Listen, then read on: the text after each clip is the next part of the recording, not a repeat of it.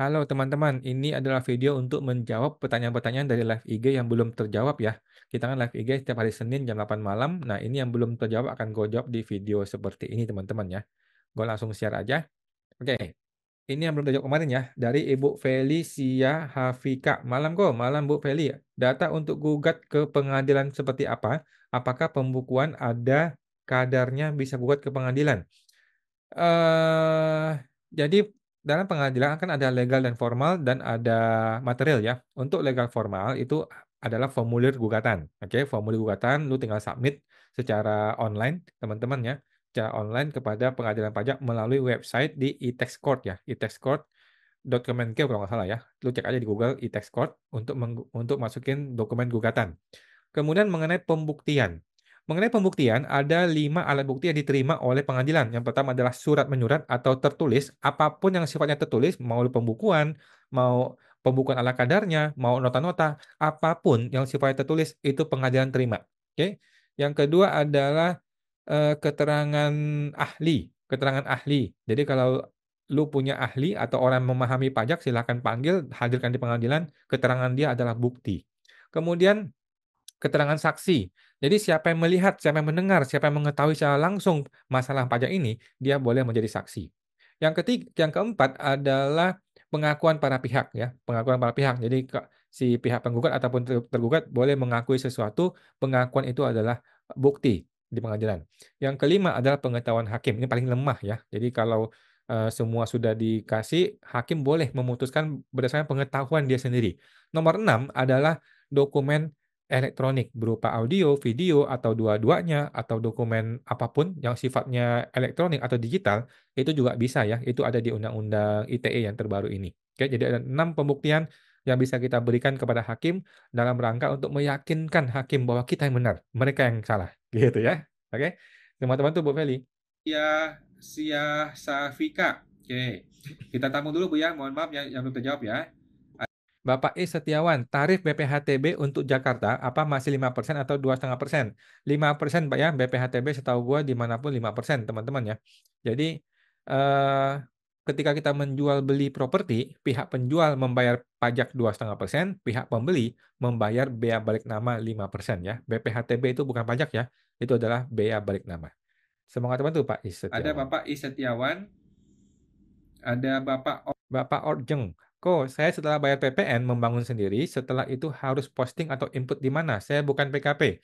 Nah, teman-teman, Pak Orjeng, yang bukan PKP tidak usah pusing, cukup membayar saja selesai. Ya, cukup dibayar selesai. Bagi yang PKP itu ada kolom sendiri di formulir induk kalau nggak salah ya, lampiran di PPN-nya, laporan PPN, tinggal isi nilai KMS-nya berapa. Tetapi kalau yang bukan PKP, cukup dibayar selesai. Nggak perlu ngapa-ngapain, nggak usah bikin laporan, nggak usah laporan ke orang pajak, nggak usah.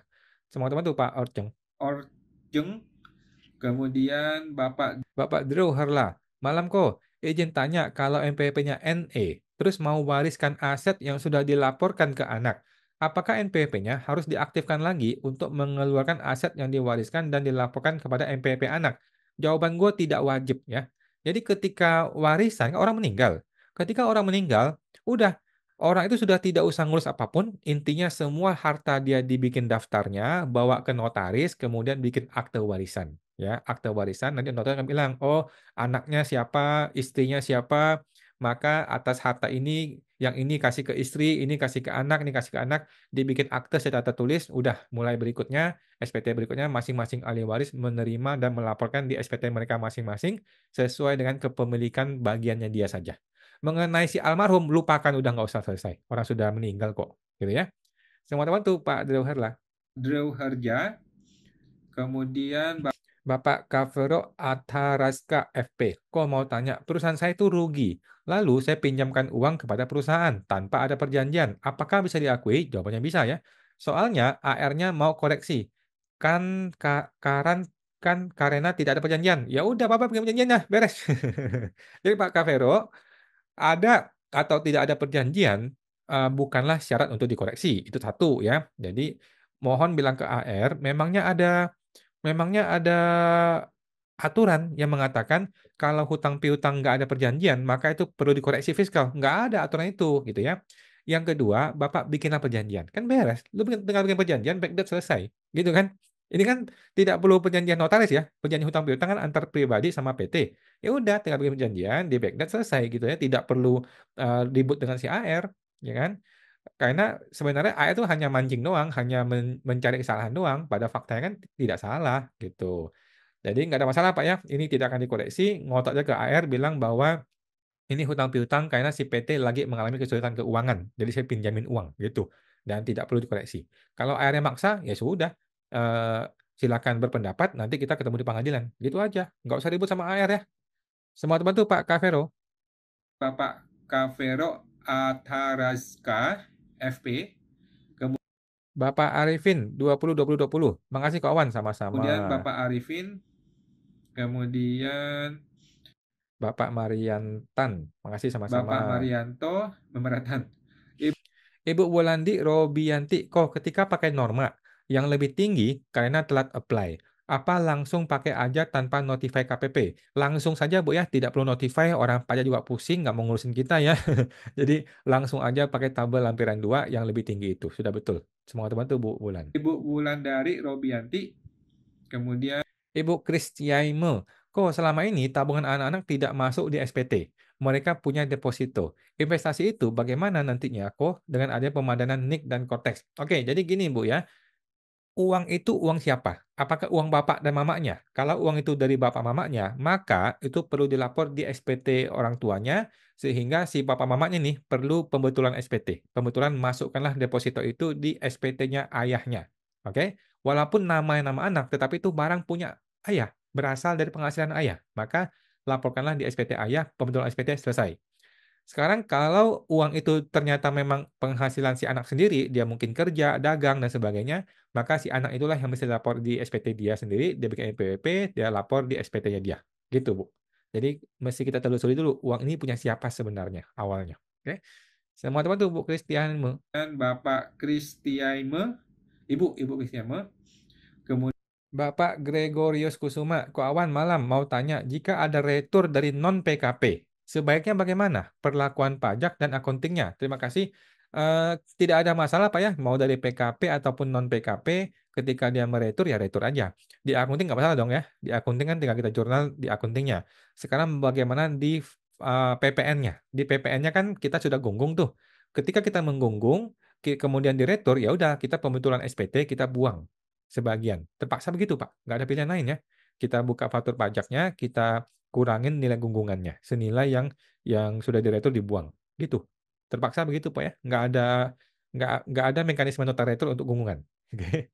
Semua teman tuh Pak Gregorius. Bapak Gregorios Kusuma, kemudian Ibu Wulandari, kok kalau dapat reward dari bank, misalnya seperti miles yang bisa ditukar ke tiket pesawat gratis, apa implikasi pajak untuk kita? Nggak ada masalah, Bu ya, nggak usah khawatir hal-hal seperti ini.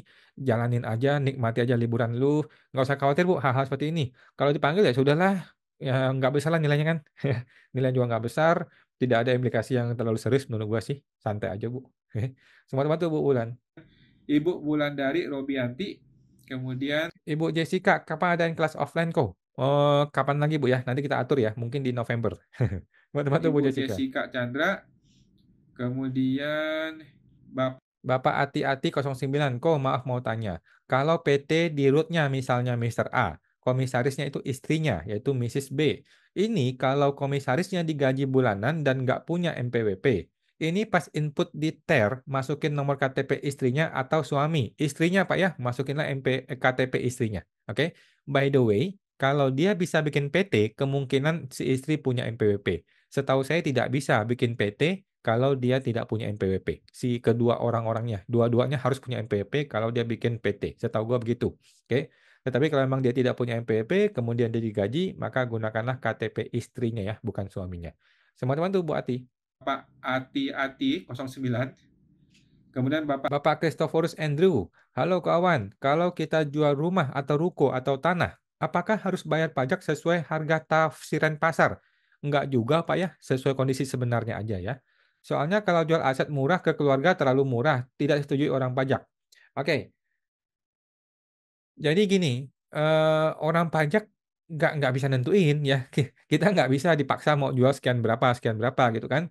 Jadi ikutilah kondisi sebenarnya, tetapi dalam rangka bayar pajak dan BPHTB itu harus minimal NJOP. Oke, anggaplah NJOP ini 1 miliar. Kita jual saudara nih, temen nih, kita jual 800 gitu. Oke, AJB-nya itu eh, tetap 1 miliar sesuai dengan NJOP, tetapi kasihlah klausul bahwa nilai sebenarnya adalah 800 juta. Gitu, kasih klausul seperti itu supaya nanti di SPT masing-masing tetap mengakui 800 juta ya, sesuai uang yang dibayar ya, bukan 1 M.